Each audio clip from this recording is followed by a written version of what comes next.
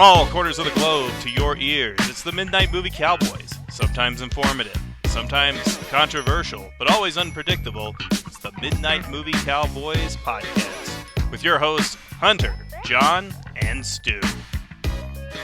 And now, on with the show.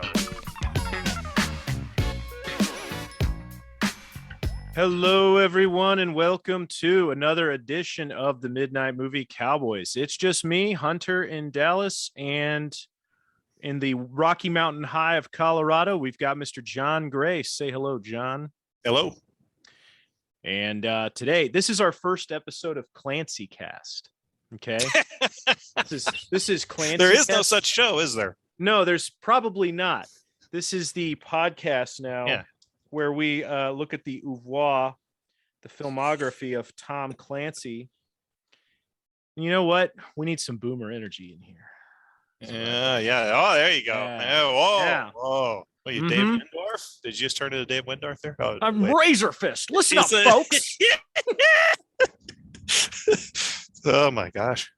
And I'm your typical antisocial person ready to go see the Batman. Yes. So, the movie we're doing this week is Without Remorse, the Stefano Sollima film written by Taylor Sheridan and Will Staples, based on the Tom Clancy novel by the same name, allegedly. Yeah. Starring Michael B. Jordan. The only other actor I'd heard of in there are actors are Guy Pearce and Jamie Bell. Yeah. Same here. But yeah, it's based on a Tom Clancy thing. But before we do that, actually, I forgot to get my stuff for Whip Out Your John. What? Do you have stuff for that? Yeah, I got stuff for it. All right, let's do that first. All right, you want me to go first? Yeah, you go first. Okay, well, Actually, I got my stuff right here. Never mind. Oh, okay. Yeah. So you want me to go first? Yeah, you go first. Okay. Well, the what I just got these the other day. These are Studio One compilations put out by Soul Jazz Records. These are Jamaican rocksteady and reggae compilations. Music from the 60s in the rocksteady got soul because, as you know, the Jamaican groups in the 60s were basically imitating the Motown they were hearing from the New Orleans radio stations they could pick up in Jamaica. And Studio One groups, I think, is going more into the more of the reggae stuff where you actually had some Rastas starting to perform music, but it's kind of in that border. But I really love this music. I've been kind of just superficially collecting it for over the years, but never really got serious until these Soul Jazz compilations came out. And I'm like, whoa, this is an easy way to get some really good rare stuff. And they're a little pricey, but I traded in a bunch of old CDs I didn't listen to anymore, and just got these. I figured it's probably worth it to trade in 40 CDs for two, create some shelf space or something. And I also have a Trojan Jamaican Superstars box set, which is each disc is devoted to stars like we got Greg Isaacs on one. We got Alton. Can't even read it because I keep it so dark in here. Alton Ellis, and we got John Holt. So if you're familiar, these are 70s, reggae stars. Rastafarians or whatever. And if anybody's asking, no, I do not smoke weed. I never have, but I love reggae music. So there's one of my many contradictions. Me too. I've got a bunch of those Trojan compilations on vinyl, and I love the sound. Yeah, it's great. It sounds like it's coming out of some weak signaled radio station that only I'm receiving, and it just like from an island somewhere, and which is really what it is, and it just sounds great.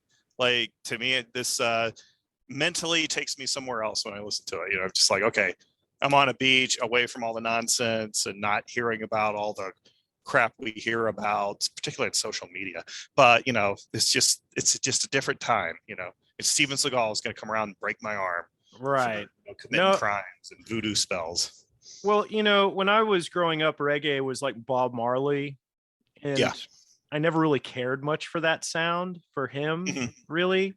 But then when I discovered like Jimmy Cliff, and when I discovered some of the Trojan stuff, I was like, oh, this is really good stuff. Like Desmond Decker and all that. It's just I was going, this is good stuff. Like I really enjoy this. I enjoy this early ska, all that. And Right. I love picking up the compilations and just listening to all that stuff. Yeah, and it's fun, and you rarely will find a bad one. It's very, very rare. And for those who might ask, I was actually a fan of this stuff in high school, because in the '80s I could pick up the Jackson, Mississippi public radio station, which was all black music, was gospel, soul, blues, NPR, WNPR.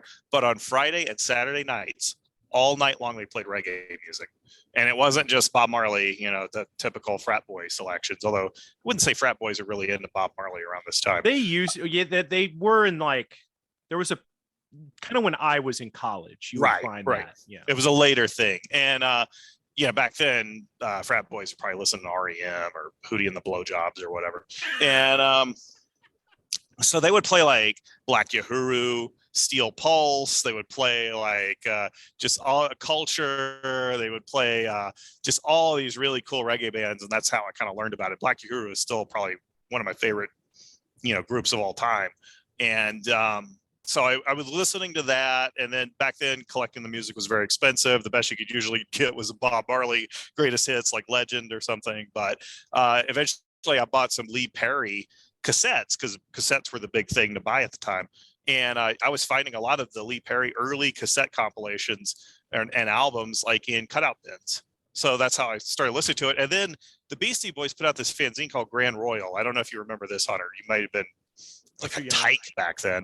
So I in the second issue of Grand Royal, which was like everywhere, they had Lee Perry on the cover. And I'm like, whoa, because I didn't know anything about Lee Perry, really, other than I had bought all these cassettes. And it had this super detailed article written by Bob Mack about Lee Perry and his discography, and interviewed all these people I worked with. So it was like this Bible. And I pulled that out of storage last year, and was just, I was thinking, I might just donate this Grand Royal fanzine, even though it fetches like $200 or $300 on eBay these days. And I was reading, I go, this is still a great article. This is still better than anything you'll find on the internet about Lee Perry.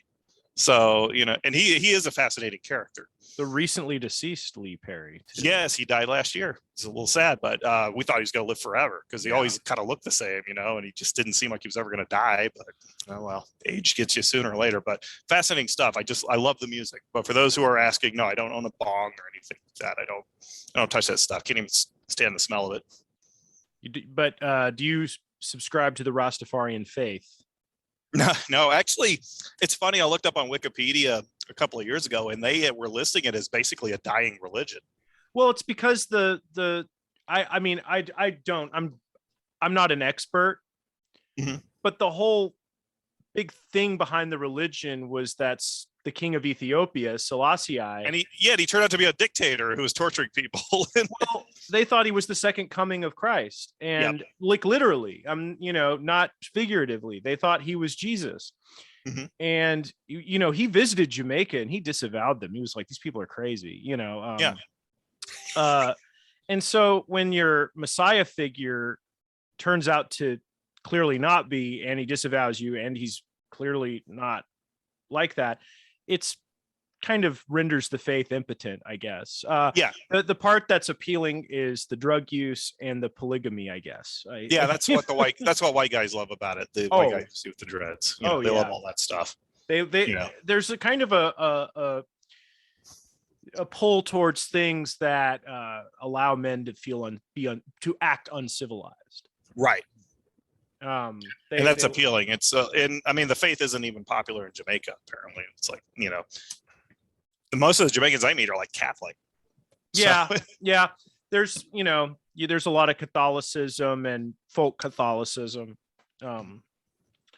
But anyway, here's my stuff. First, biggest, the farmer. The farmer. Yeah. I think we had a hand in pushing this to be released, right?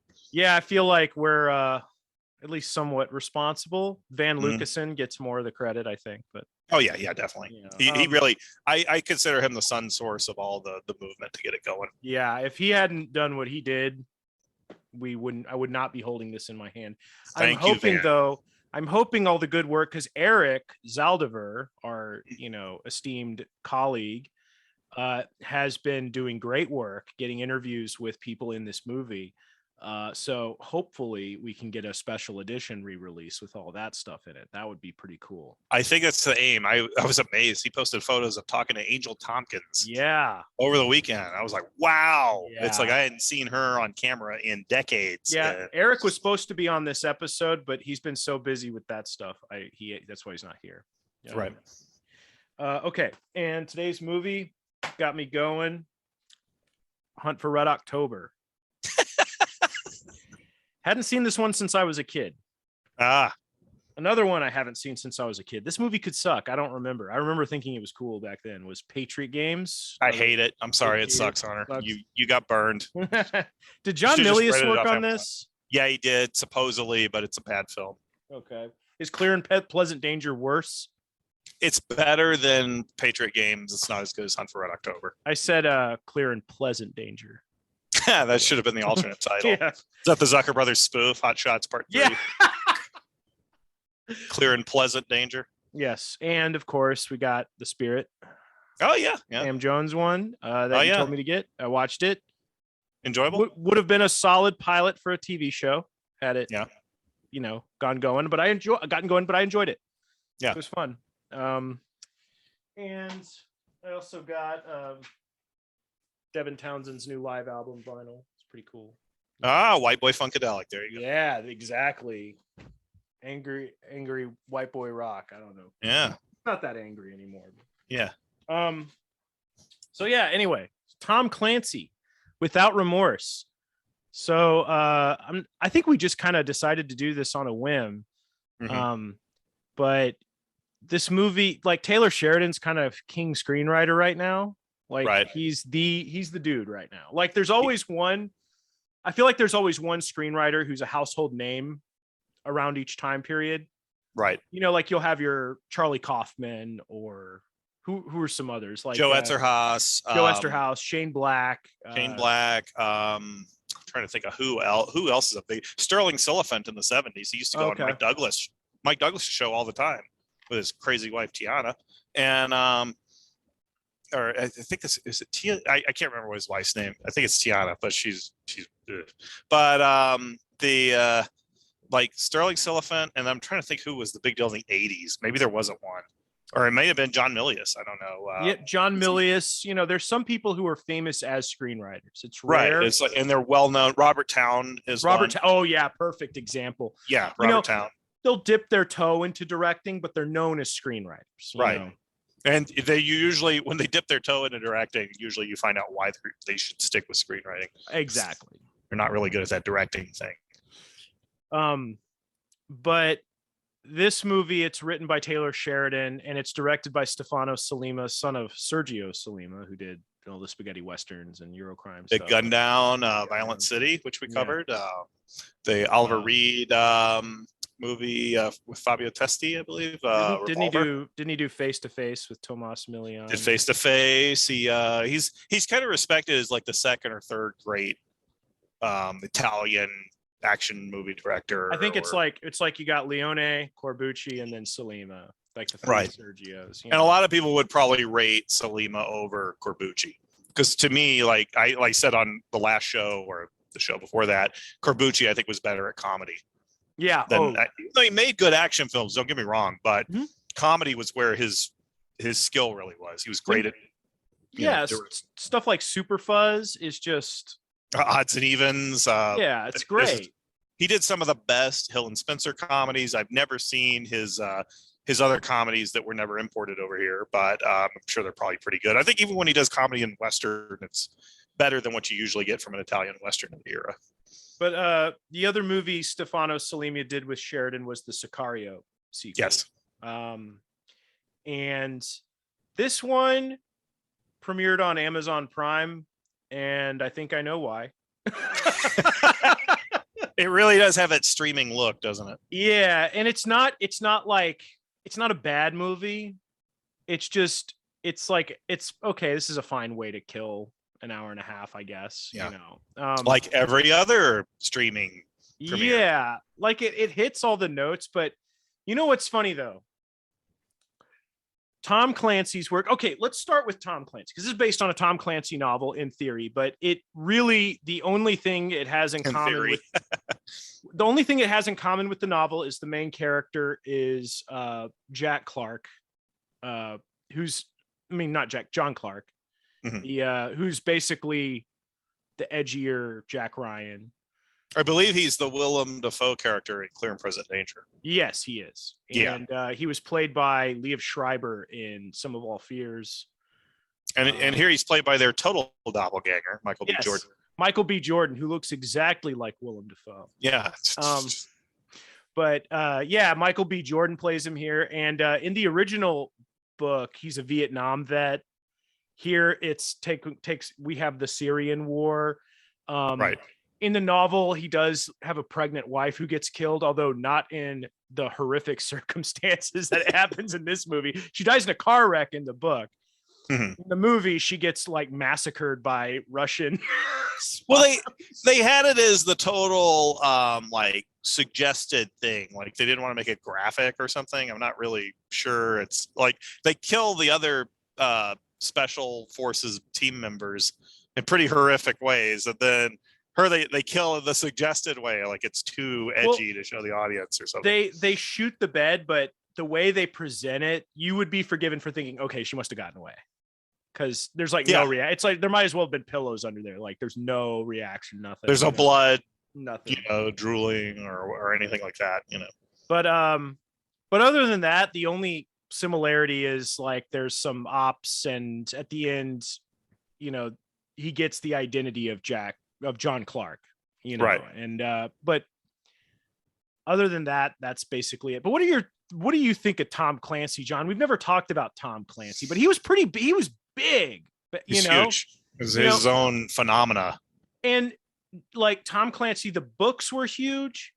He was hot for films for a while, and that kind of tapered off. But the area where he continues to loom large is video games. Right. Like his brand in video games is still strong. And he started his own video game company called Red Storm. And I had no idea. I don't keep up with that world. So. Yeah. I remember there was a video game his company made called Politica. And it was a PC game. And there was also a board game version. It plays like a board game.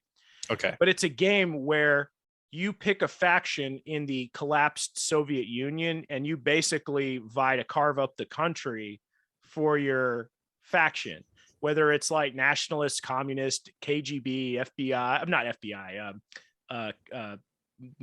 Russian mob, just whoever, whatever group. You're basically just trying to take over influence in the former Soviet Union. It was a really fun. I mean, I was like in 6th grade, but I thought it was a great game. How did the Ukraine fare in that game? Not well. Okay. Well, I don't know, but this was when like the Soviet Union, Russia was basically just being looted by oligarchs, and that's the object of this game. It's an interesting premise for a game, but Tom Clancy was very involved, and he, then they did the Rainbow Six games, and that franchise is still big. There's the Splinter Cell games with Michael Ironside playing the main character. There's a series of paperback novels or like paperback originals of the Rainbow Six or whatever the hell that are it's like a line of paperbacks, all of course written by different scribes who are at least credited these days. But the funny thing is Clancy, Hunt for Red October he wrote. It was like a military book club. Yeah, it was like some military, it was like 3,000 copies, nothing. Right. And then somehow it got in the hands of Ronald Reagan and he loved it. And so they had a Ronald Reagan blurb on the paperback and it sold like crazy. Because I remember my grandfather buying it, my father buying it. Clancy kind of defined dad reads of the 80s. Every boomer dad read Tom Clancy. He really was the dad read. He started that genre because you can't say, oh, the Destroyer novels were dad reads. They weren't. They were psychotic teenage boys like myself when I was really into them. The Clancy was the dad read writer. It's like maybe more than Robert Ludlum because our women read Ludlum, but women didn't really read Clancy. Um, and I think the reason women didn't read Clancy was Clancy loved technical. He loves his military jargon, word salad. And I'll be honest, I tried reading Hunt for October, couldn't get into it. I didn't try to read Patriot Games that actually got bad reviews. And I tried Red Storm Rising because my dad had the hardcover because he bought it as a summer read, finished it in like a week because he was that type of reader. So he loaned me his copy, and it took me like a month to read it, I think. And I enjoyed it. And of course, years later, I found out Clancy didn't even write it. Like Larry Bond actually wrote it. Yeah. Like Clancy was farming out his work as early as possible. Yeah. Like he was that popular and that successful. And I don't think really had the creative drive to keep writing. He wasn't like an Ian Fleming where he could churn one out every year, or a Mickey Spillane. So he started hiring, ghostwriters like straight up as soon as he made that million. He was one of the first. Was he one of the first authors to become a brand rather than like where you're getting the brand, but he may not, it's just maybe a story with his blessing, If you don't count like paperback originals, maybe in the 50s, like Mike Shane, the detective character Mike Shane started in the 40s. There was a guy who had an eye patch, coincidentally. He looked like one of his characters. He wrote the first few Mike Shane novels, I think, for at least maybe 10 years. I can't remember. I think it was his name, Dave Dressy or something. I can't remember. But he wrote them for the first few years. And then he started, I don't think he wanted to write Mike Shane anymore. So he started kind of farming it out. It's kind of similar to Doc Savage. Like Doc Savage was started by a writer named Lester Dent using the name Kenneth Robeson, and eventually they started hiring, ghostwriters to write in that formula, all under the Kenneth Robeson house name. Well, and there's a lot of pulp characters like that, by the way. He's not the Shadow. Yeah. Well, others. It's kind of like Nancy Drew and the Hardy Boys. Yes, like those were all just hacks churning those out under the same name, But as for a real author who wrote the first couple of books and then put his name on that stuff, his real name, I guess Tom Clancy is first. If there was somebody else, message us and correct us. But I think you're right. I think Tom Clancy was probably the first. And the thing is, Tom Clancy was in sales. Yeah. So that kind of explains how he might have felt like, okay, I can brand myself. I can be, because but he was really smart. Like, it's funny, one of the most legendary DVD commentary tracks is the commentary on Sum of All Fears, where he is just ripping apart the director. He was chastising that thing on the radio. I remember. I think he was even on Rush Limbaugh's show or something, or he was on a lot of, at that time, when I moved here, Denver was flooded with right-wing talk radio. There were tons of shows and local shows too. And I remember him showing up on local shows and dismissing this movie and saying how stupid it was. Yeah. I can't believe they got him on the DVD commentary track. That's hilarious. Yeah. And it was one of those movies where it was right after 9/11 and they changed the terrorists from Muslims to neo-Nazis. Yes. Those neo-Nazis getting a hold of dirty bombs. I mean, it's like, not very it just seemed like, and in the wake of 9/11 it seemed like silly, right. But the director commentary track, it's just him and explaining like all the technical stuff, like stealth. He's like, stealth mode for this kind of plane, what are you talking about? What even is that? Like, he's like, if he goes, anybody could detect these planes coming in. This is not, what do you just say stealth mode? Like, this is a writer's thing. This is not real. Also, Clancy, also like very Catholic, also very he was also a very Catholic guy. But one of these Catholics who thinks the CIA is their friend. Yeah, crazy. Like they probably call it Christians in Action. Oh yeah, like I think he's one of those who, one thing that's true to Clancy that this Without Remorse movie does is the CIA are the good guys. Oh yeah. And I remember Clancy would complain about gutting the CIA. He would talk about how the reason 9/11 happened was the CIA didn't have the resources they needed. They blame the Jimmy Carter creating supposedly an information wall between the FBI and the CIA. I don't know if I believe it 100%. Might be true, maybe not. I don't know.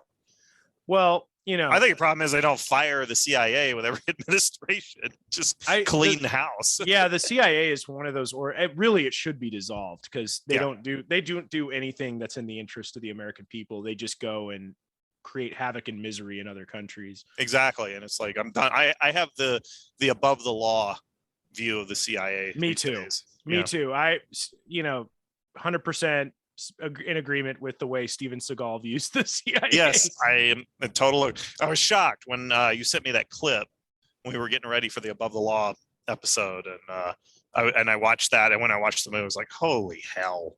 You know, and I probably wrote this off as crazy paranoia when I was a kid when I saw this, and it's like now it's like I totally support the politics of this film. But what's funny is when I watch something like this, it reminds me of how much my politics have changed, because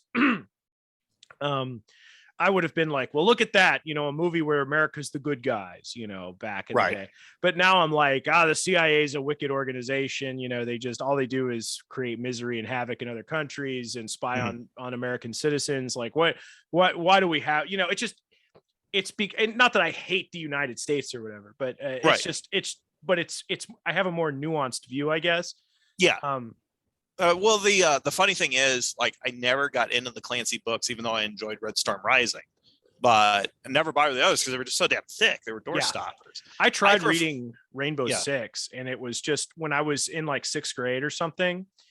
And I just remember being like, there's a bunch of numbers and codes and details on explosions and weapons, and it would just go on and on about everything that a ship could do or a plane could do. Well, and there were all those acronyms. I bet you were tired of the acronyms, because if you don't have enough acronyms in your life from your social media life, boy, well, you get your fill with a Tom Clancy book. And that really is a military thing.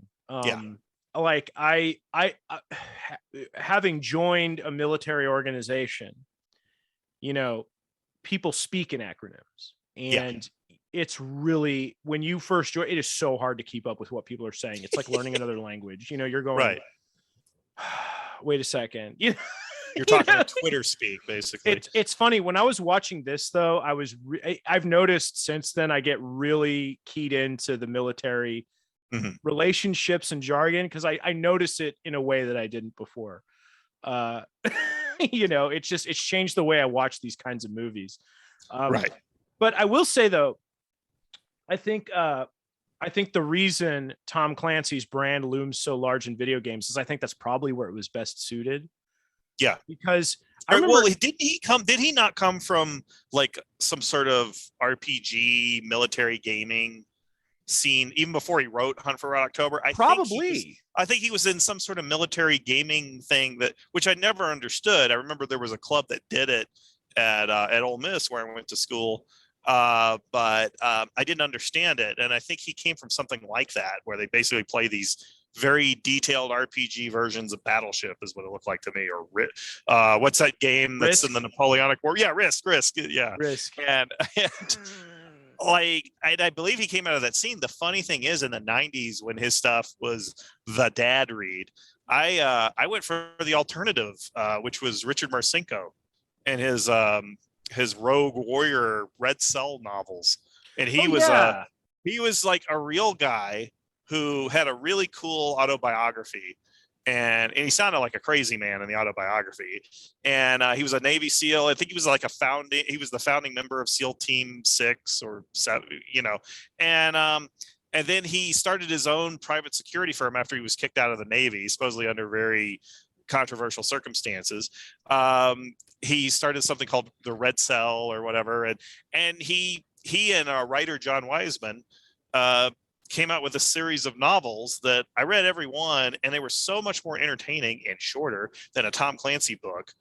Like, some of those I've read more than once, and it's just because they're so fun and they're full of this really raw, salty language. It's like you're like better than anything you get out of a David Mamet play.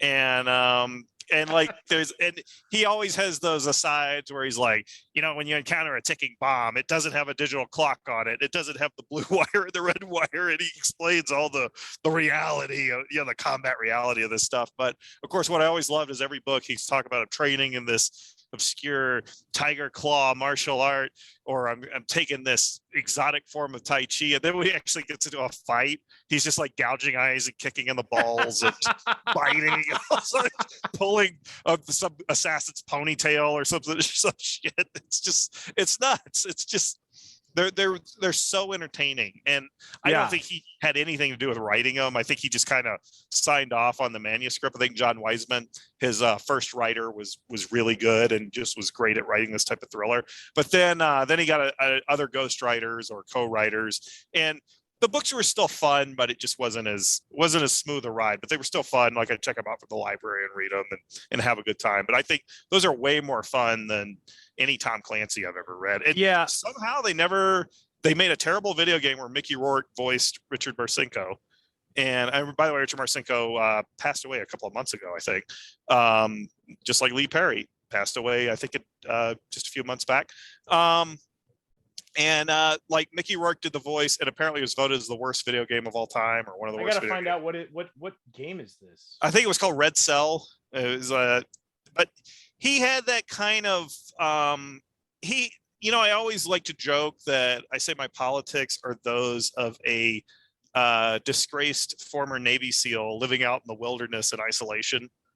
And that's probably comes from reading his books and the Clint Eastwood character in Firefox. It's like, those are my politics. That's how that's how I roll these days at the ballot box. But yeah, I'm really surprised they never didn't try to make like a TV pilot or some movies. Maybe the books didn't sell that great. I don't know. But yeah, Clancy's books, when I was a kid, when I tried to read them, I haven't tried to read them as an adult, but they read like rocket instructions or something. They were boring.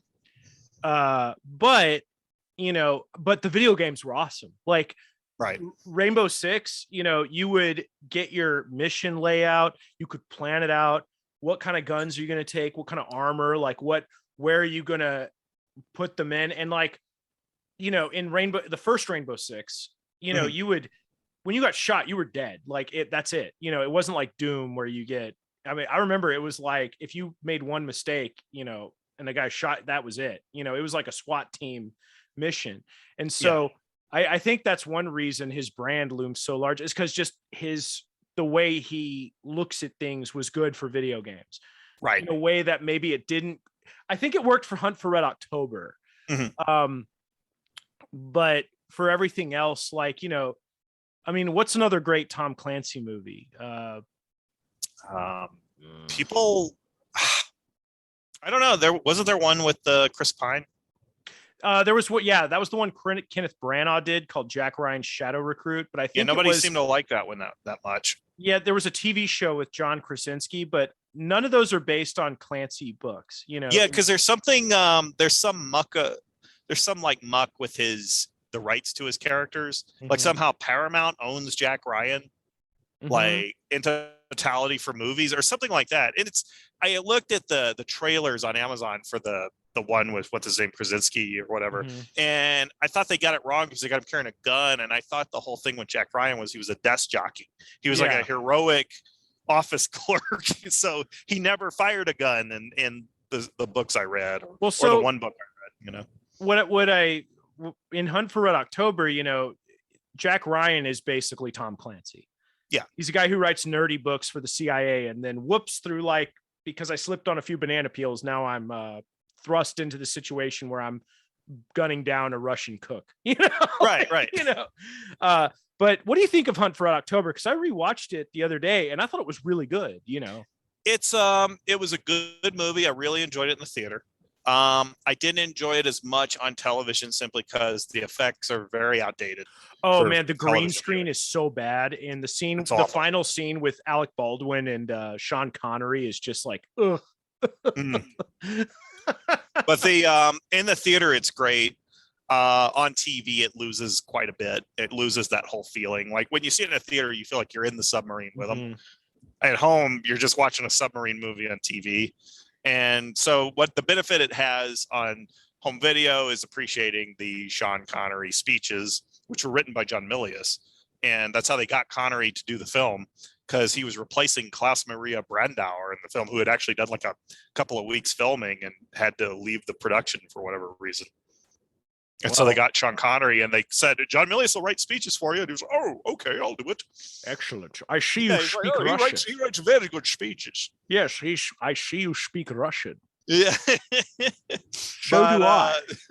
In fact, I started doing Sean Connery impressions for the Friends, doing Hunt for Red October lines, you know, they'll hear that rock and roll as we bomb their cities, you know, all that stuff. Like that was the Connery I was impersonating, because I didn't see enough of the Bond movies at the time to really get that mimicry down. Be careful what you shoot at, Ryan. Yeah, now I know I can do it. Some things on this sub don't react well to bullets, like the cinematographer. Yeah. Everybody does a Sean Connery now, so it's not even unique. But no, back then it was unique if you could do a Connery, because nobody was trying to do one. And then Train Spotting kind of made it mainstream. So, oh well, thanks Johnny Ray. Yeah, or Johnny Lee Miller. That's his name. That's the actor who was doing it in Train Spotting. Yeah, it's not Johnny Ray. He's yeah. We'll keep that with the CIA. Yeah, but, yeah, that's for the CIA. So Without Remorse, Michael B. Jordan. This movie it starts out in Gary Johnson's favorite city, Aleppo. Remember that? Yeah. What's Aleppo? And by the way, Gary Johnson had like three hits of weed before he got. By the way, I will say, Gary Johnson says, "What's Aleppo?" But I guarantee you, at least half of the idiots dogpiling him didn't know what Aleppo was either. That's just like when Hugh Hewitt threw Trump off with what was the nuclear trinity question.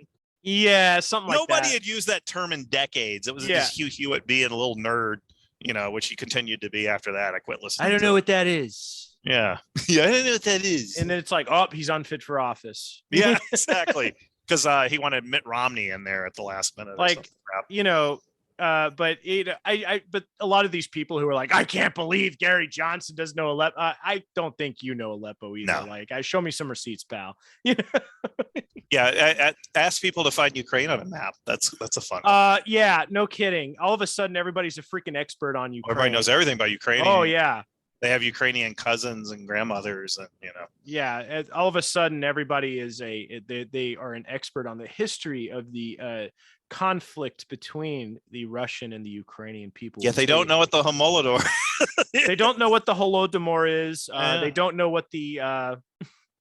They don't know about like the weird neo-Nazi brigades with the Azov Brigade or whatever the hell it is. I was just like, with like they have like the neo-Nazi sun symbols on their armor, but they're like, but wait, they're Jewish leaders. Oh, they're a neo-Nazi brigade. And I was like, okay, you need to read up on the history. Listen, guy, like Americans are incapable of not looking at things as Marvel movies or Star Wars movies.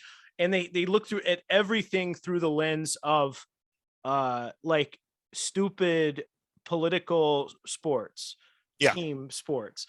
It's like I'll see these Catholic blogs that'll post about like a picture of Marx morphing into Putin and and talking about Marxism and you know, how Putin is a logical end conclusion of Marxism. And I'm going, this is why we need to make The Prince required reading in schools. Yeah, we do. Because just because he was in the KGB doesn't mean he's a communist. Like communism is a convenient vehicle for people. Not everybody who's a communist actually cares or has even read Marx or cares about it. Right. Sometimes it's just a great vehicle for power, just like any other political ideology. Mm-hmm. A lot of politicians are power-driven animals, and like people don't understand this. They have to read everything through team sports ideology stuff. Marvel movies. Yeah, like I see these like reporters and blue checks going, Zelensky is like Luke Skywalker and Putin No. is like Darth Vader, and the US is like Han Solo. I think Zelensky is more like Richard Dreyfuss in Moon Over Paradise. He's like Woody Allen in Bananas. Yes, he's Woody Allen in Bananas. That's a better analogy. Woody Allen, he's gonna go out and announce no underwear will be worn tomorrow. It's a puppet. Oh my gosh. What is it I'm supposed to say as a client state of the United States? Yes, that is what I believe. Yeah. And it's like, for the last few weeks at the time of this recording, we've had nothing but this insane propaganda of yoga moms picking up rifles and shooting at Russian helicopters and downing them and all this other crap that's straight out of a Hollywood movie. Oh, and like these warmonger politicians sharing pictures of Sam Hyde in a fighter plane saying, oh, we found the ghost of Kiev. Oh my gosh. Adam Kersinger shared that. Oh God. It's like the people who rule us are so stupid. It's scary. I mean, I'm laughing, but it's truly scary. What's so funny is all the anti-war liberals who I know hated Desert Storm and they're all about and all that. They're all about this. We need to go to war immediately. You don't like paying another $5 in gasoline? Well, Ukraine's being taken over by a madman from Russia. But George Takei was on Twitter telling us about how it's our patriotic duty to pay more for stuff. And I saw somebody posted Lord Farquaad saying, life will be harder for you, but it's a sacrifice I'm willing to make. Retweeted that. I think I retweeted that like right away as soon as I saw it, man. It's perfect. But by the way, I know we're making fun of one side a lot. That does not mean I endorse invading countries. Like it's like it's just people are putting all their chips on one side. This is a very nuanced, weird situation that people don't understand. No, that people have no concept of this situation in this country. And that's what we're making fun of. I'm not like, oh boy, I hope innocent women and children get, no, not at all. I wish it wasn't happening. I wish Putin wasn't doing it, but I understand why this crap is going on. Doesn't mean I agree with it. Exactly. If you look at the history of this, seeing how we got here makes total sense. That doesn't mean it's good or moral or right or whatever. Right. But you can understand why it's happening. Right. Speaking of Michael B. Jordan, they just should send him in on the job. But so this movie, he's like a Navy SEAL type. They're on this job in Russia. I mean, not in Russia, in Syria. The CIA is involved. And this is one of those movies where you're thinking the CIA is behind this, man. The CIA, they're doing this. Turns out the CIA had nothing to do with it. Spoilers. But I'm sitting there going, yeah, man. Like, I think Sicario was a much better movie in terms of like depicting how dark and horrible government machinations are. Well, the Sicario movies, both of them depict managerial dysfunction. Yes. Or as we used to call it in the old days, as my laser crazed boss would call it, upper management syndrome. Yeah. But that's what it is. Like, it makes sense to anybody who understands it, who's had to deal with crappy. Is that why he said the Ramones didn't get big? Upper management syndrome. Upper management syndrome. But yeah, no, the Sicario, I really like those movies. I hope we get a third one because we need a third one. I wish. I don't think we're going to, though. It's been like 5 years since the last one, I think. So yeah, it's been a while. Because that second film, it really feels like a middle chapter movie. It's a total middle chapter film. And, I think Sheridan got bigger than those movies. You're probably right. Because Yellowstone is, I don't know what the ratings are with because I guess it's a streaming show. I've watched the first 3 seasons. I enjoy it. It's trash TV. It's enjoyable. But it is the one TV show. I will be walking into a rec center, go into my martial arts class. I will hear 50-something, 60-somethings talk about Yellowstone.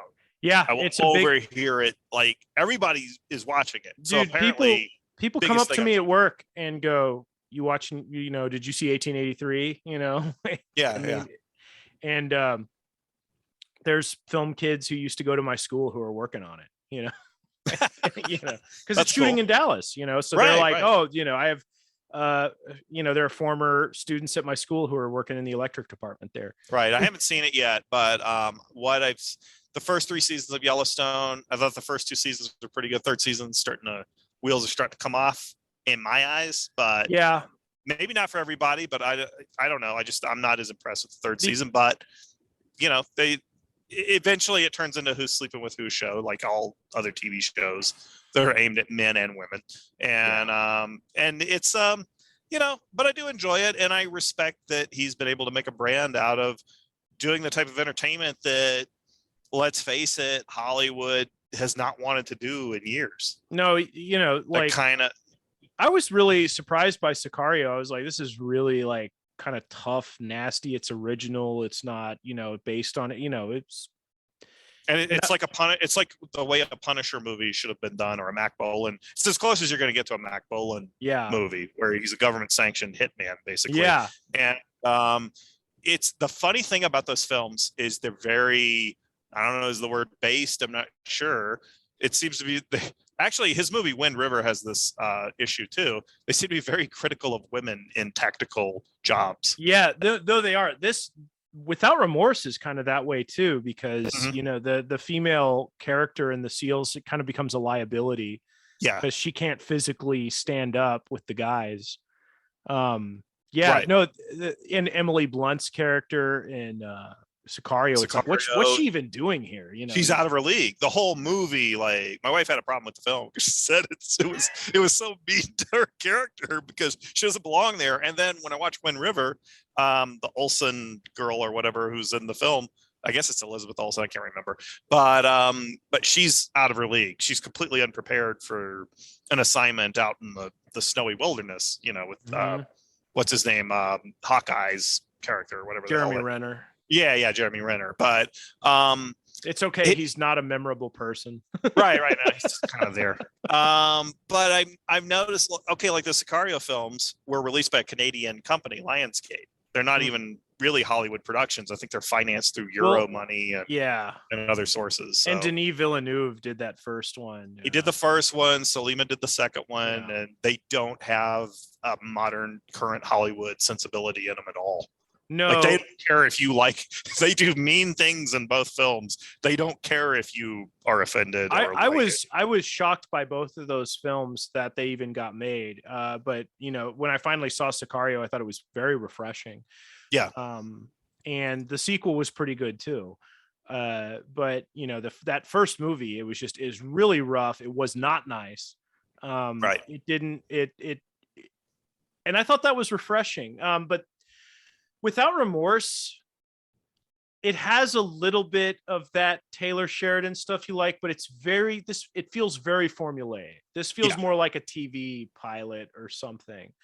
Like Michael B. Jordan, John Clark, who he becomes John Clark. What is his name at the beginning? It's John Kelly. Yeah. He, you know, does this operation in Aleppo. Some weird stuff happens. Then he's retired, and all these dudes from his team start getting murdered. And then, and you, by the way, you know, they're all going to die because they're at a barbecue together. Yes. You're going to be your wife's pregnant. It's just, life's going to be a blast. I was waiting for Tom Cruise to show up as Ethan Hunt. You know, stand on an apple box next to him. Right. But you know, these agents come to his house while they're sleeping, and they kill his pregnant wife, and he wants revenge. And the deep state basically is like, too bad. What's his name? Guy Pearce. Guy Pearce plays the Secretary of Defense, and you know, Michael B. Jordan I thought it was kind of awesome when he pretends to be a homeless alcoholic and approaches the Russian embassy. I thought he was good in this movie. Actually, I thought he was well cast. I really liked him in this film. Yeah, he's good. Physically, he's got an action hero's physique. He's got the best physique in Hollywood for this type of shit. So it's like, I mean, he looks tough as hell, and he does a very good job, I think, emoting and loss and all that stuff. Like he goes through the different ranges of emotion you need for this hero. Yeah, To like when he goes to prison Mhm. and there's that bit where they try to basically kill him in prison because his character goes and basically he just decides to go assassinate a Russian Yeah. ambassador, and so he goes to prison and they try to kill him while he's in prison, and there's that prison riot scene where the SWAT team comes. That is awesome. Where he's like, he like covers himself in water. Yeah. So it's like a Lau Kar-leung movie, like Heroes of the East. He covers himself in water, so he's hard to grab. And just starts battering through the cops in riot gear. It turns out all they're doing is transporting him. Yes. They just want to take him out. But it's like, why don't you just tell the guy you're just going to transport him? Don't act like you're going to kill him. Yeah. It's so good. But so then he ends up going to Russia and on this mission, but it's like he's going to go to prison when he gets back. Right. But the whole time it kind of feels like there's kind of like the whole thing is, it feels like some rogue actor is trying to start a war between the US and Russia. Right. Kind of like now. Yeah. Which it's funny, events of the last few weeks have actually given this movie a little more relevance than it would have had we reviewed it last fall when it dropped or whatever. Yeah, it definitely feels getting bad reviews. It got a lot of split bad reactions back when it dropped. I think people were disappointed in it. And this is by Sicario fans. Yeah, if you're a fan of Sicario, it's not as good as those movies, but it has some solid action in it. Yeah, there's some good action scenes. Like that prison fight scene, that's pretty awesome. Even the CGI downing of the plane, I thought was pretty well done. Yeah, yeah. If you have a really cool home theater setup, that's a pretty good plane crash scene. Like, it's not Castaway. Like, that's the most traumatic plane crash in a movie ever. Like, worse than the one in Die Hard 2? I've never seen it. Dude, have you seen okay, this guy I know built a home theater in his house. Like, he built the speakers himself. This dude is like, it's Vincent Gallo, is it? No, it's not. Yeah. No, this guy's wife used to be the CEO of Pepsi. Okay. Or vice president of Pepsi. I can't remember, but it's very high up. These are people with money. Right. And he told me, you don't have to reveal your lizard people connections. Yeah. You can restrain it. All right. No, his stepson was a very good friend of mine from when I was a kid who passed away. So every year we have dinner together, and he was like, I got this home theater, man. You got to come see it, And so we sat down and we watched the plane crash scene from Castaway. He goes, this is the thing to watch to show how awesome your home theater is. And I went, okay.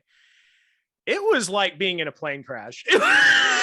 And you never bought another plane ticket ever again. Amy was like, that was kind of traumatizing. She was like, PTSD from a Tom Hanks movie that wasn't Bachelor Party. I know, like when he's in the bathroom and he pulls the Band-Aid off, and then I've never seen the film.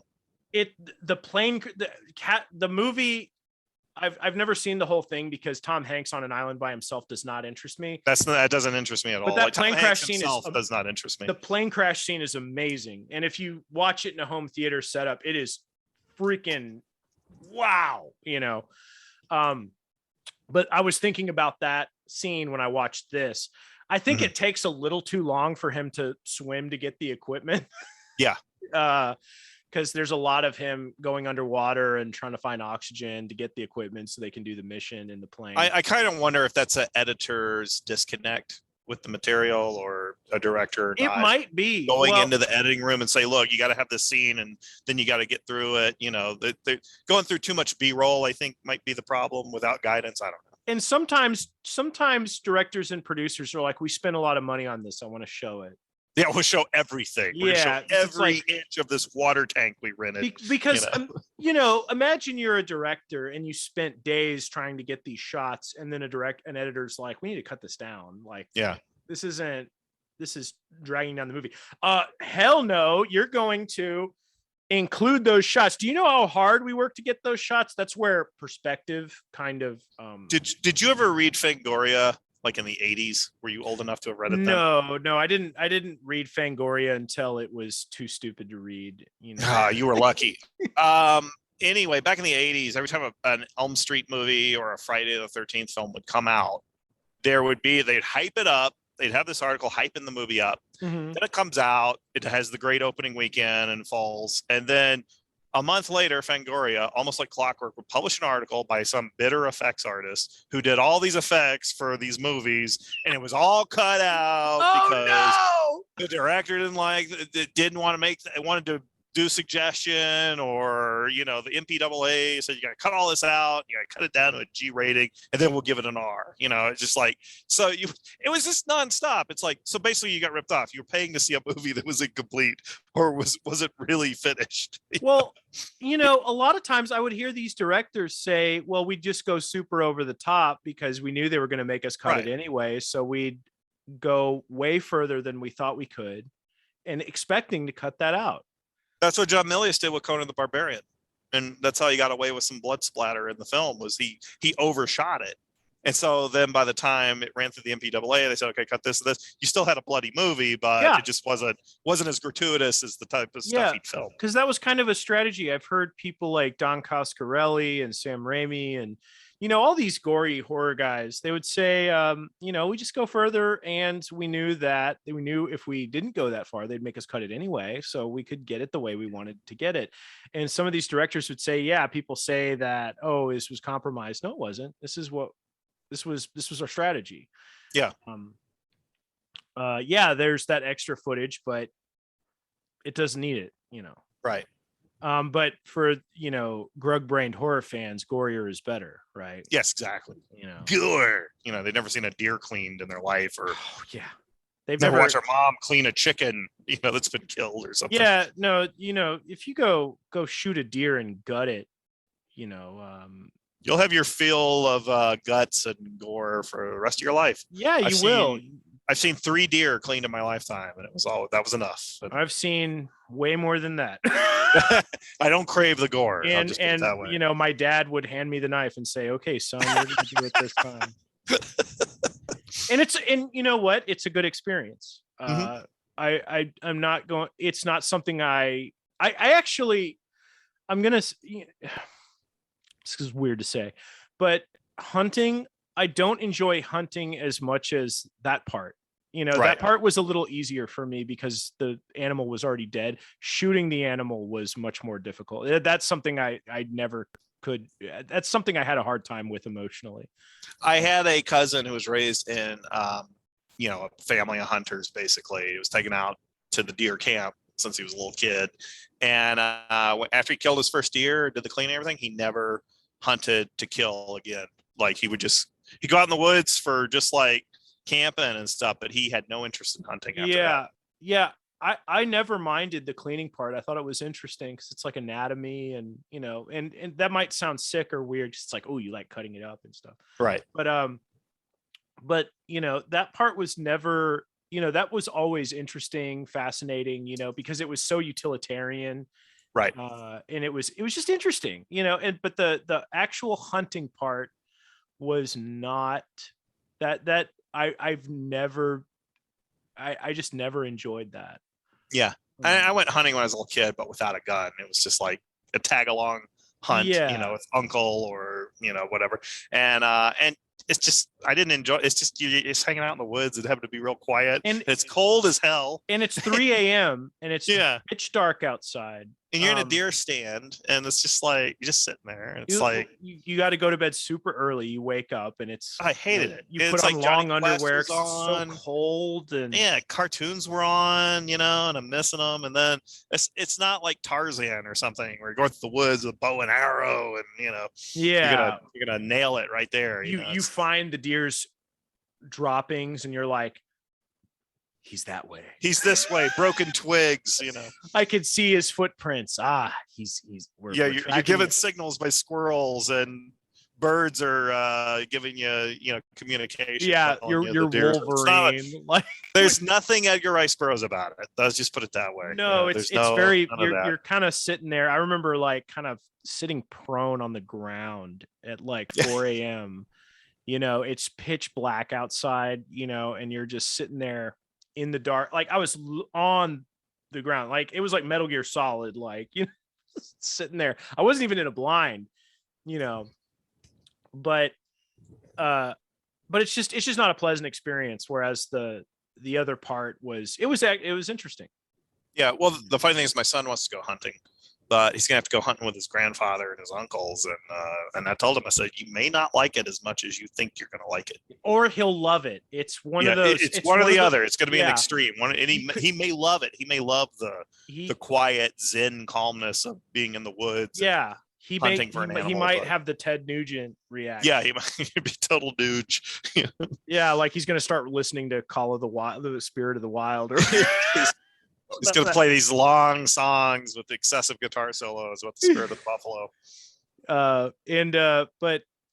But yeah, no, it's one of those things. It's a good experience to have, right? Whether you like it or not, Yeah, I think every young boy should try it. Tag along for a hunt just to see what it's like. I think it's a good. I agree, it's a good experience. Maybe you like it, maybe you won't. I have nothing against it personally. No. I love it when my in-laws kills a good elk or something. It's great. You get the best hamburgers ever. Yeah, the thing is, when you kill a deer, it's amazing how much food you get out of it. Yeah.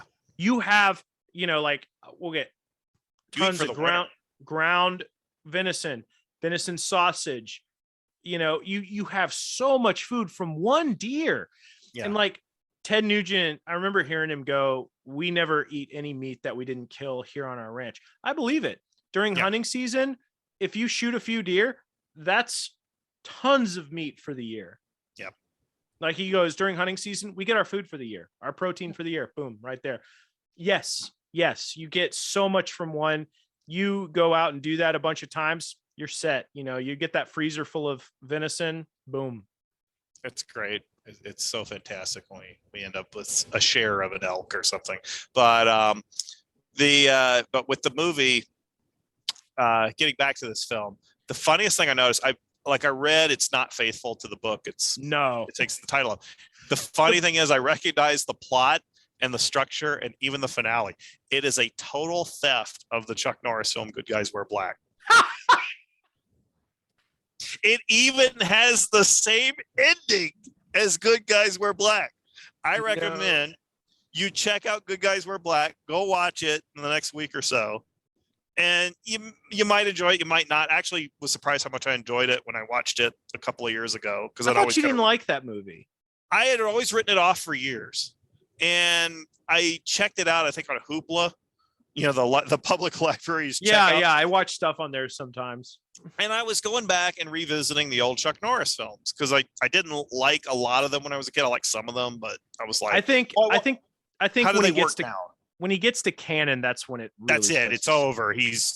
The movies are very low quality. Like the people who kind of meme Invasion USA, those movies are unwatchable. They don't actually sit through those films. Yeah. They just like the image of Chuck with the Mac 10s or whatever they were. The Uzis, I can't remember what they were. I think they were Mac 10s, but like Good Guys Wear Black, I watched it and it was a 70s paranoid thriller like that Warren Beatty film we reviewed, The Parallax View. It was a 70s paranoid thriller, happened to have a couple of karate fights, but it wasn't focused around the action scenes. It was Norris actually giving one of his better performances, because I'd always read all the Rick Myers stuff. Oh, it's a bad performance and Chuck can't act. No, he's actually okay in this film. Well, any Rick Myers take, you can safely assume the opposite is throw true. It in the tray. He didn't even watch the movie, but the movie is not bad at all. I was really surprised they had a twist they would not do in a film today. I'm not going to give it away. And the ending was stolen by this film. Like the whole plot. Okay, and Good Guys Wear Black. He's part of this special forces unit that goes into Vietnam for this mission. And the mission's like a catastrophe. And then when they get back, all those guys on that force are getting wiped out by assassins and hitmen mysteriously. and it turns out to be part of this big political conspiracy to cover up that mission. And it's the work of this, I think it's a senator played by James Franciscus, and all the, I mean, the whole thing, it's the same plot. Yeah, because doesn't have that twist. They couldn't have that twist, but it they stole so much from it. Because the Clancy novel, it has, Clark / Kelly.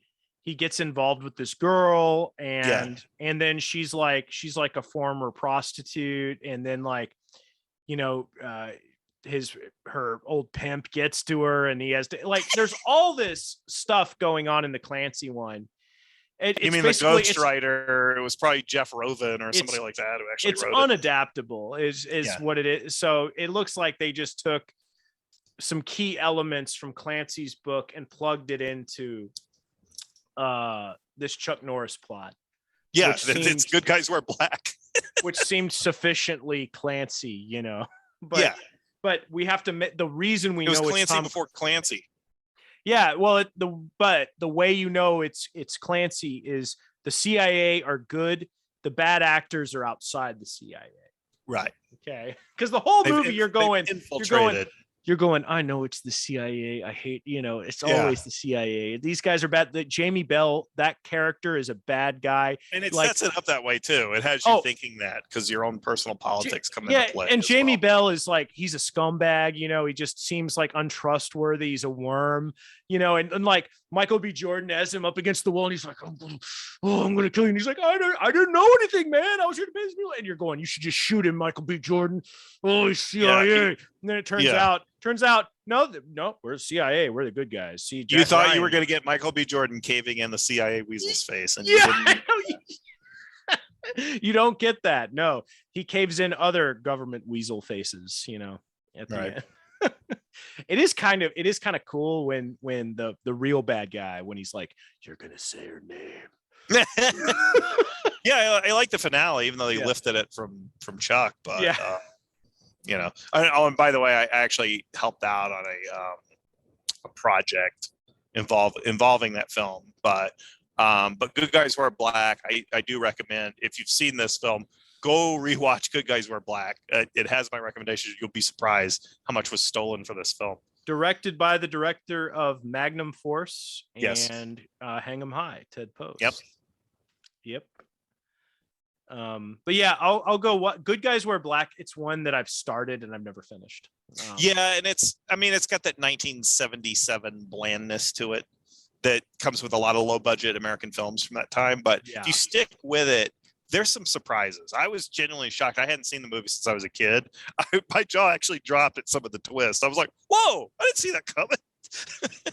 The Chuck films I really like are and by really like, I mean, I just enjoyed them. We're like Lone Wolf McQuade, The Octagon, Silent Rage, A Force of One. Code of Silence is really good. Force of One is good. Yeah, Code of Silence that's got the guy who directed Above the Law. Mm-hmm. Right, Andy Davis. Andy Davis, and he did Under Siege and stuff like that. Has a great score that I wish they would issue on CD, because it's like the best. It's like smooth jazz as a cop soundtrack, and it's great. You could just listen to it and picture yourself shooting thugs around Chicago, and it's fantastic. But yeah, the Chuck, before he signed with Canon, when he was making those indie productions, more often than not, they're pretty entertaining. And I myself am surprised how well they hold up, because I wasn't crazy about them back then, but I watch them now and it's like they're pretty fun. I also like spotting Aaron Norris as a henchman and, in about a dozen spots in each film, Yeah. I mean, I remember thinking okay, there's the Chuck Norris meme, but has he made any good movies? Because, the first ones you go to are the Canon ones because they're the most available, and they're all terrible. They're awful. And they were rush jobs because Canon would book those films 6 months in advance, and they would rush through the films to get them ready in time, and they suffer from it. What's the best Chuck Canon movie? Is Missing in Action 2? Maybe. Yeah, I actually would agree. That's probably it. That's the only Canon one where I was like, okay, that was pretty good. I think Missing in Action 3 was okay, Braddock. Yeah, but I haven't watched it since the 80s. Well, Missing in Action 1 it feels like part of a movie. It's not like It's terrible. It feels like it's missing like stuff. And then Delta Force is a freaking abomination. You know, that movie, it's pretty bad. It's a movie about hijacking an airplane, and it's like they went, well, Robert Forster hijacking an airplane isn't enough. We need to stick Chuck Norris and Lee Marvin in there. And by the way, Chuck's going to be retiring, and Lee Marvin, who's going to die in 10 days, is going to be staying on the Delta Force. Yeah, and they have the motorcycles from Megaforce painted black. And like Chuck's motorcycle is shooting like grenades out the back, and like he'll go in front, and he looks back at his enemies like a dog that's about to like take a dump, you know. What I find so stupid about that film and a lot of the other things he made for Canon is they're R-rated, but they're so dumb they're like made for 12-year-old boys. I know there's no reason for those movies to be rated R. And adults back then, boomers, had such a high standard for reality in their action movies. I couldn't go see an action film with my dad because he would just tear apart the whole film about how unrealistic everything was. Yeah. Because, you know, he'd been reading Tom Clancy novels. He thinks he's an expert on tactics. Yeah. So, and I'd have to hear again and again. And it's just like not understanding movies are a different cinematic language. Oh. However, I do get the point. Those films should have been PG rated and marketed to kids because they're just like Delta Force is a live action G.I. Joe movie. Yeah, 100%. Mm-hmm. And no, I remember that like when I was a kid, adults explaining why this action scene is totally implausible and why it's stupid because it's implausible. And I remember going, yeah, but it's cool. Like, yeah, I don't care. I don't care that Bruce Lee is knocking down. Han's guards are coming at him one at a time and he's able to just knock them down. It's like, I don't care. It's as long as it works in the film. It's like Spielberg when he made Jaws. People were like, well, when he shoots the canister in the shark's mouth, that wouldn't really happen. And he's like, yeah, but it doesn't matter if the audience, awesome. It's cool. It's an explosion. And yeah, it works. It's cool. You know, you want revenge on this shark that's like been eating kids and stuff. It's like, come on. I want if you want relentless realism, you can get novels like Rainbow Six that read like, and you can pour through them and struggle to get through them and hate reading, which is probably why men don't read anymore. They suffered through all these Tom Clancy novels in the 90s. They should have been reading Richard Marcinko's Red Cell. Yes. And then they would actually enjoy reading like I do. Yeah.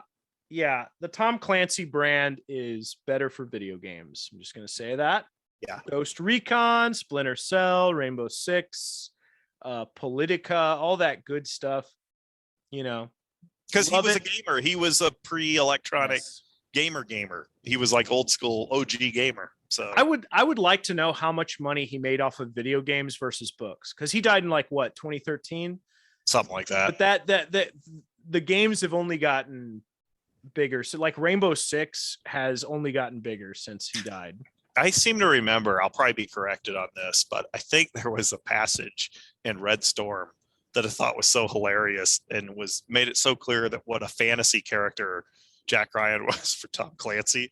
There's this whole chapter where he explains how much he loves mowing the lawn.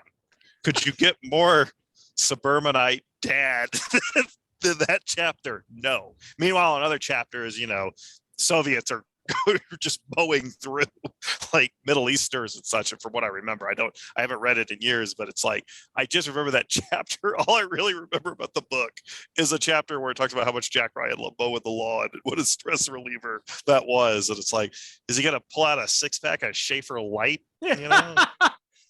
Watch a SEC football game when he's done with the lawn there. Didn't Clancy own like a football team? Did he?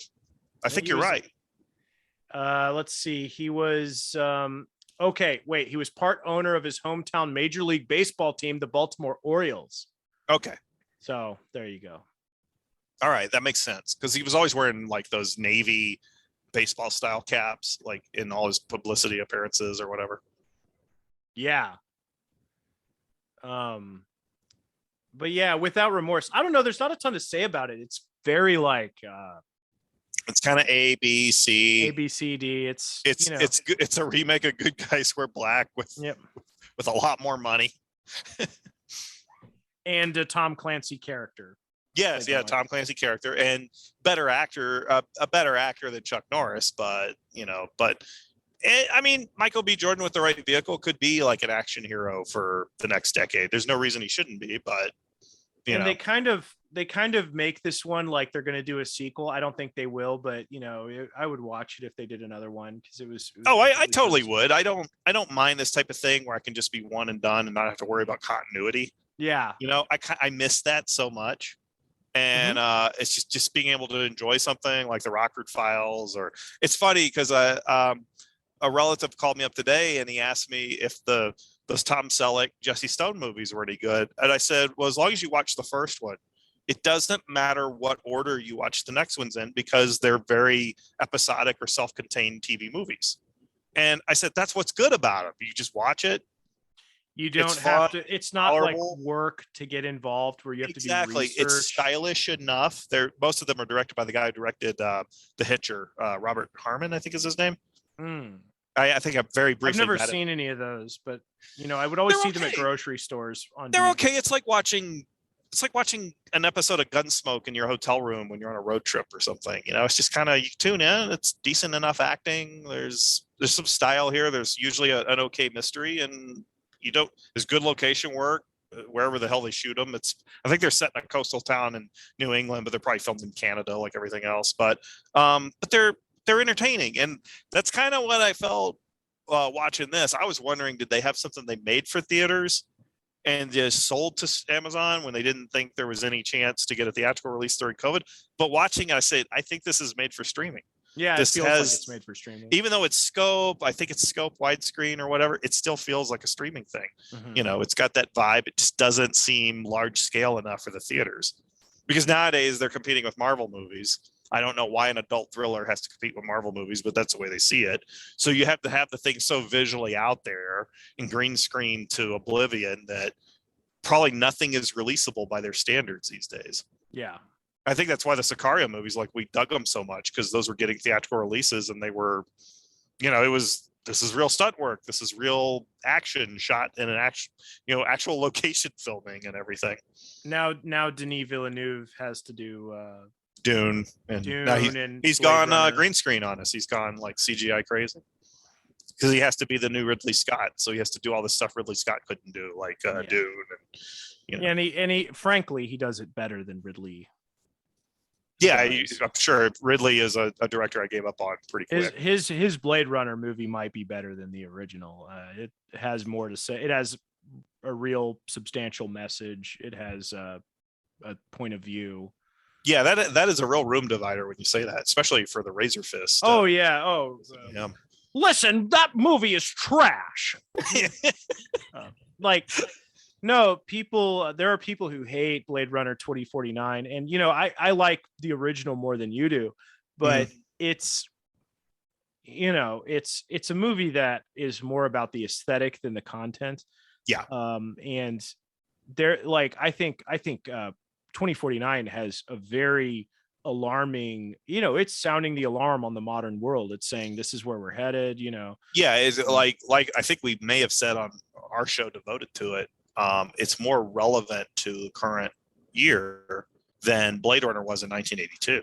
Yeah, exactly. Because Blade Runner in 1982, that felt like such a distant world than what we were into. Yes. And this the new one, it was just like, okay, this is kind of how things are now. Yeah. It's not as glossy. So yeah, it was very much like, okay, everything's fake in that movie. Relationships are fake, human interaction is superficial. It was just, it's a very depressing movie. It's not a fun movie to watch, but I thought it just had a more immediate, like it was disturbing actually. Yeah, it is. And guys like Razorface, whatever his name is, he's these guys they're so religiously connected to Blade Runner because it was probably the first noir thing they saw. Like, whereas when I saw Blade Runner, I'd already seen the Maltese Falcon and grew up watching James Cagney and Humphrey Bogart movies and old gangster pictures on WTBS and everything. So it was nothing new to me, that style. I wasn't blown away. And I was already reading like Mickey Spillane and all this shit. So I was like, whoop-de-doo. You put sci-fi gloss over a Dashiell Hammett plot. Yay. Yeah. Yeah, but Razor thinks The Witcher's a ripoff of Elric because they both have white hair or something. Oh God, yeah. No, they're both ripping off Johnny Winter. Razor face, Razor lisp, as somebody called him. But it's just he's got some decent takes sometimes, but a lot of times that guy is his takes on video games and movies are usually terrible. Well, also when he talks about pulp stuff, he neglects to often mention he's admitted to never reading Edgar Rice Burroughs. Yeah, and he was one of those guys going gaga for the idea of Schwarzenegger in King Conan. What? Yeah, he was. Oh, that's like, credibility destroying. That's the only time I ever tweeted at him, and I said, he was like, "Oh, Universal's crazy. They just don't want to make money." And I said, "No, actually, they don't want to lose a ton of money because that movie would make a dime." One, like, Arnold is box office poison. Cyanide. That guy has anything he's been in since he came back to movies made money? Nothing. By the way, one of the shows we're going to have to do is we're going to have to bring Eric on, and we're going to have to rip through Sabotage, because that is like one of the most offensively bad action films of all time. Eric and I can go on for an hour talking about how bad that movie is. And it wasn't something I was really aware of when I saw it. I thought, oh, this is okay. It's got some good. And then I thought about it more and more. Then I talked about it with Eric. And it's just like we started just ripping through that film and how bad it was. And it deserves... I saw it when it... I'm open to doing that because I saw it when it came out and I remember just thinking, nah, it's all right, you know. Yeah. It was like, oh, this is okay. It's kind of cool. They're making an old school action movie. And then I thought about it more. Wait a minute. That movie's screwed up. Yeah. It's like, I'd be interested to go back and watch it because when I saw it, I was like, nah, wasn't that good, but it's okay, you know. Yeah. And that was my view. And then the more I thought about it, it was just like, oh God, that was bad. That may be the most offensively bad action film of all time. It's so stupid. But and it was just me and Eric ripping it up and going through the plot. And it's, no, they should have done this. They should have done that, you know. Well, and another area where Razor's takes are horrible are video games. Like his video game takes are awful. Like just, you know, the games that he'll really promote and push are always like just sort of okay, and then he'll go and attack some game that's like a better version of whatever it is he loves, and you're going, okay, all right. Like there was this game called Observer with Rutger Hauer that he was pushing, and I know it's just because it was a cyberpunk thing with Rutger Hauer, right? But it's just a game where you're Rutger Hauer and you're like investigating murders, but you're walking through like a Stalin Soviet style apartment block and talking to people through their doors. It was the most boring game I've ever played. And then you'd investigate a murder scene and it was just like point and click until you figure out the right stuff to click on. It's stupid. Oh, that's dreadful. It was the only interesting, the game's budget went to Rutger Hauer, you know? Well, the Kiwi Farms thread on him, I think 80% of it is bashing him for his taste in video games and heavy metal. Well, they really rip into him on all that stuff. You know, I don't mind his heavy metal stuff. You know, he has some questionable taste, but you know. Yeah. Well, apparently, according to the Kiwi farmers, he's got a lot of questionable taste when it comes to metal. Well, I like Wasp, you know, but he loves Dokken, which, you know, okay. Yeah. I do have a best of Dokken, I will admit, you know. But, you know, a lot of the stuff he likes is like, okay, you know, Iron Maiden, Judas Priest, Black Sabbath, sure. But then, you know, that's like rooting for the New York Yankees. Yeah, exactly. It's like nobody dislikes that. Right. In fact, he did one thing on Grim Reaper. I'd never heard of Grim Reaper. I listened to it and I was like, hey, Grim Reaper is pretty cool. But but when it comes to newer stuff, he'll really push he pushes bands that are retreading that territory. And it's boring. You know what I'm saying? Like there was a band he recommended. There were a few and I went and listened to them and I went like, okay, I'll just go listen to Sabbath again. I'll go listen to Priest again. You know, I don't really care. Right. Yeah. It's just, my tastes are so eclectic. I don't listen to any one person talk about a genre. So well, and Razor mostly does political videos now. And I think that's what people want from him. They like they want basically a Rush Limbaugh on a motorcycle jacket and dyed black hair and, you know. telling everybody why they shouldn't support Christian cinema. Yeah, and reading off of his computer screen. Yeah. That's why he wears those dark sunglasses, and and doing his Dennis Miller type of imitating reflections and such. 100%. It's very Dennis Miller.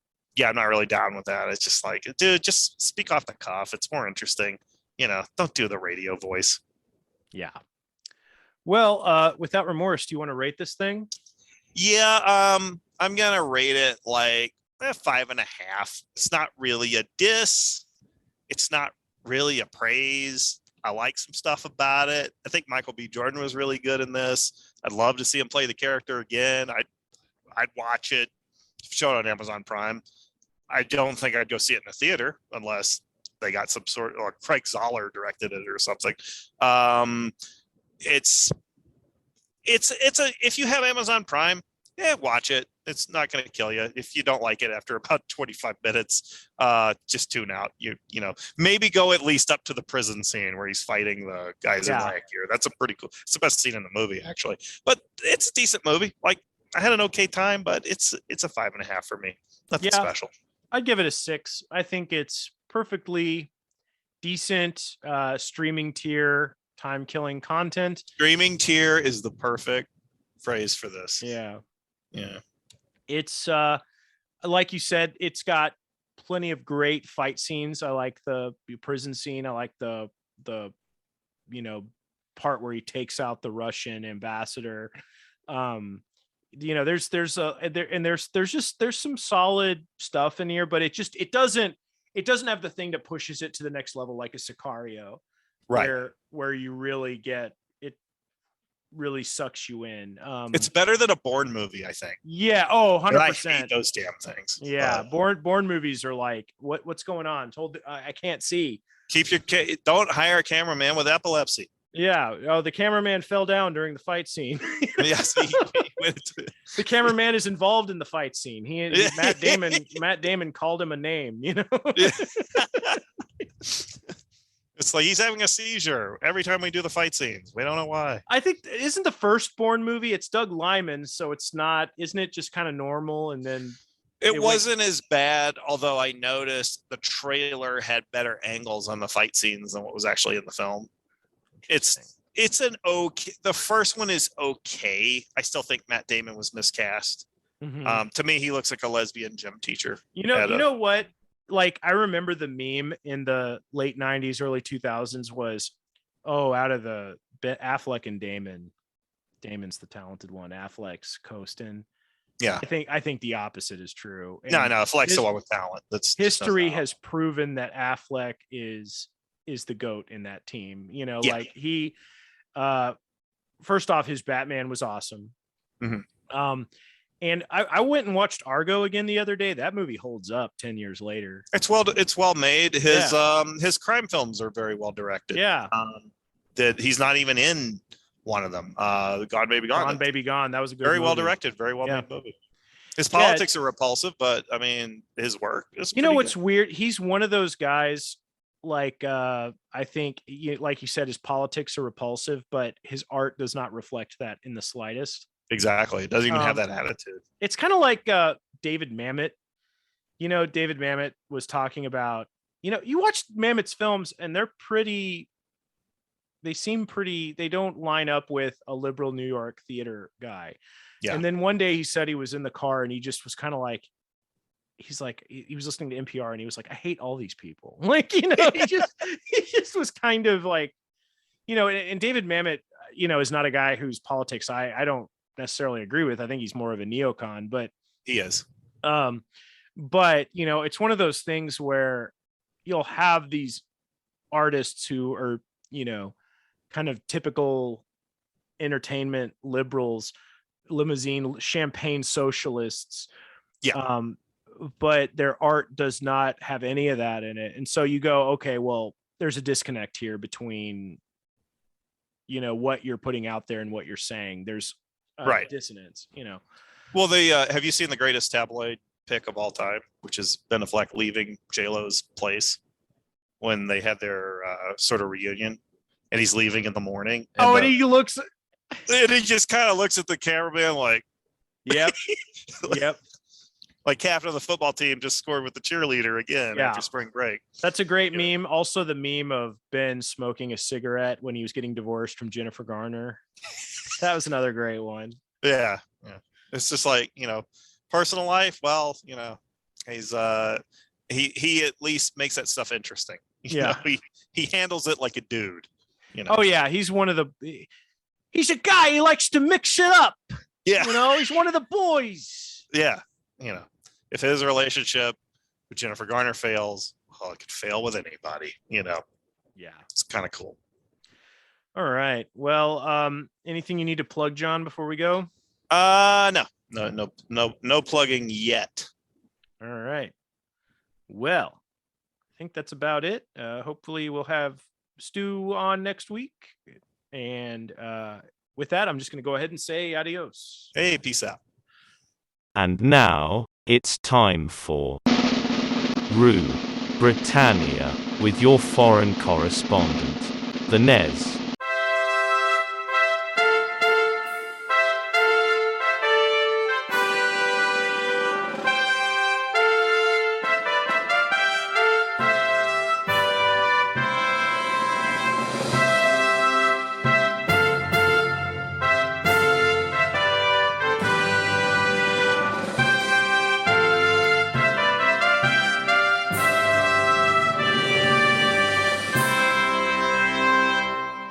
In a move that will surprise nobody, even those who still believe that 2 periods of zero economic growth doesn't constitute an economic recession, the alphabet spaghettis were thrown into a vortex of rainbow-coloured angst when the country's leading medical clinic for transgender children was forced to close by the NHS.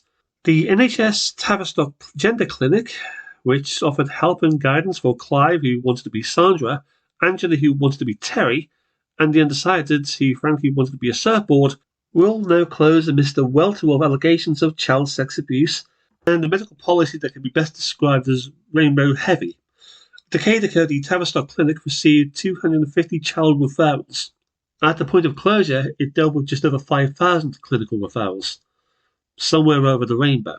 The Equalities Minister, Kemi Badenoch, she's black by the way, took the decision after thousands of patients testified that they were abused by the medical and psychological help provided by the clinic.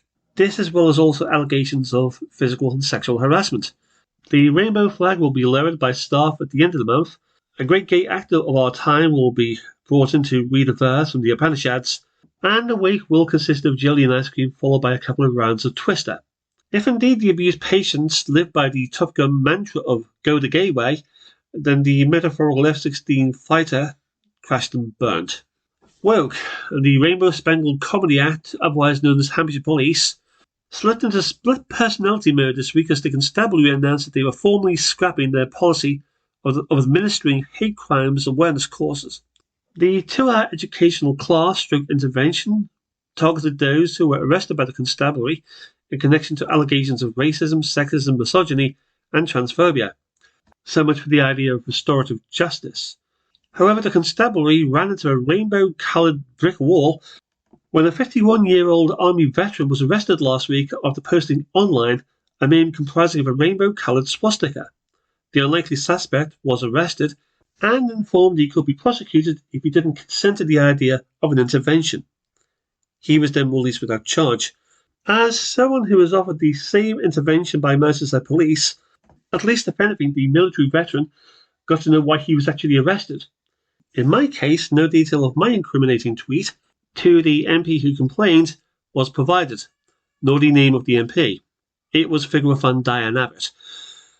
Some way to go, however, for Hampshire Police. They also at the same time were caught on camera calling motorists quote-unquote space invaders for not treating cyclists with respect on the roads. All coppers are. Media. And a YouTube blogger and media stalker was convicted this week of harassing, stalking, and threatening BBC public figures. Makes a change from the BBC doing it to members of the public, let alone the royal family. All-round YouTube smartass and student prince Alex Belfield was, after a 4-week trial at Nottingham Crown Court, convicted of 4 out of 8 counts of causing alarm and distress to 4 BBC employees, including BBC radio presenter Jeremy Vine.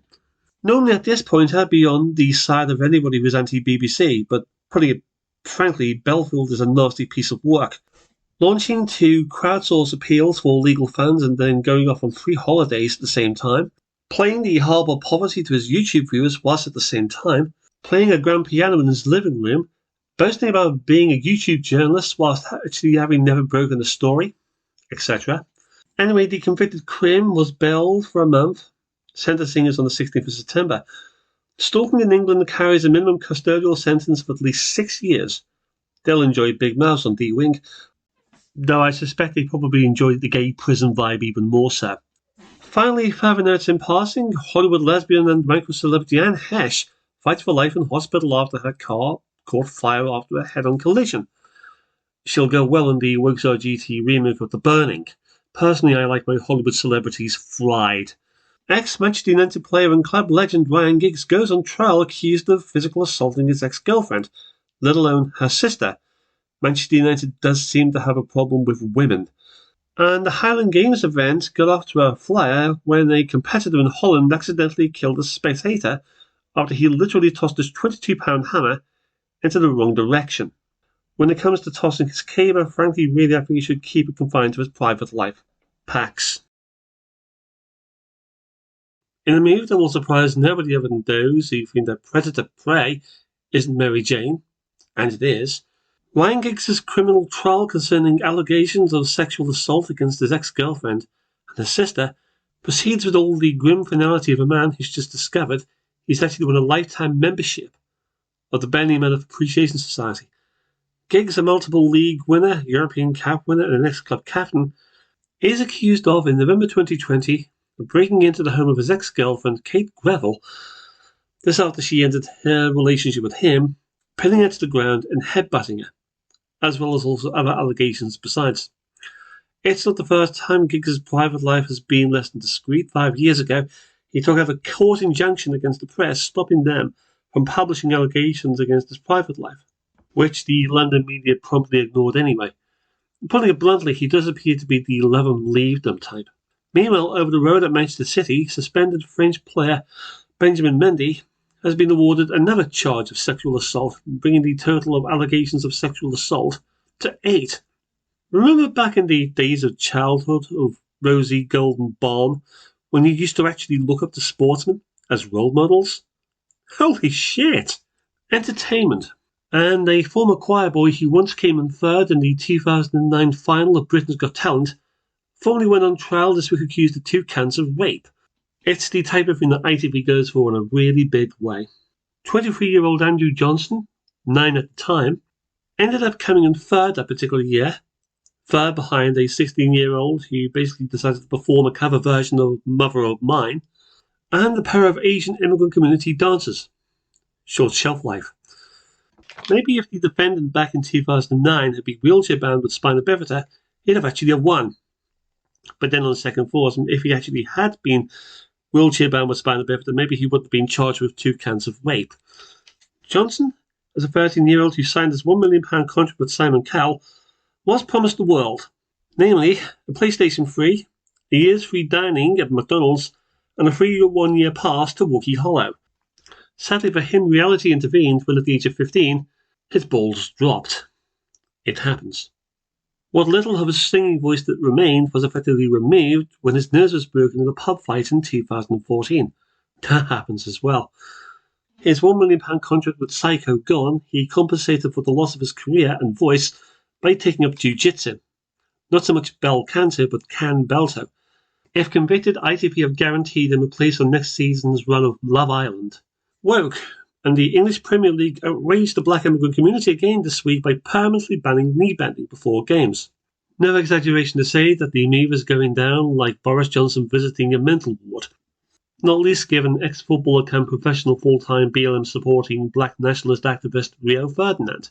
Quote unquote, I think the visuals are very powerful and the gesture is very powerful to people, exclaimed the ex-West Ham, ex-Manchester United captain. He was black. Couldn't you tell? Although his wife is white. The man who once called a black immigrant community footballer, quote unquote, a coconut. The man who once accused an England football manager of being racist. but you would never name him. An ex-footballer who kept failing random drugs tests on the training ground, and once financed a film glamorizing gun crime and gang crime. When it comes to Rogue CRGT scolding about racism and ignorance, it takes one to know one. Finally, Father Ned's in passing, and a terminal cancer patient who was arrested for mooning at a speed camera has been found not guilty last week of public indecency. Daryl Meekin was physically manhandled by the Rainbow Police and thrown to the ground, despite the Pawsaw telling the 5 police officers it was a part of a bucket list objective. If it had actually been caught burgling, then frankly they would have left him alone. Evidently, plot needs more awareness courses. After all, Daryl at the time was in a wheelchair. Oliver Salman Rushdie recovers in hospital after being multiply stabbed by a Muslim assassin in New York. Typical Muslims, to be perfectly honest, talk about the gang that couldn't stab straight. And comedian and magician Jerry Sadowitz runs into controversy yet again at the Edinburgh Fringe Festival when his one-man show was cancelled. Probably, if anything, connected to his opening line to his audience, quote-unquote, "Good evening, you Scottish fist-fuckers." The theatre management maintains that it was for the audience's own good, never mind Jerry's. Though Jerry, as usual, remains defiant, especially with his catchphrase, "Make comedy great again." PAX.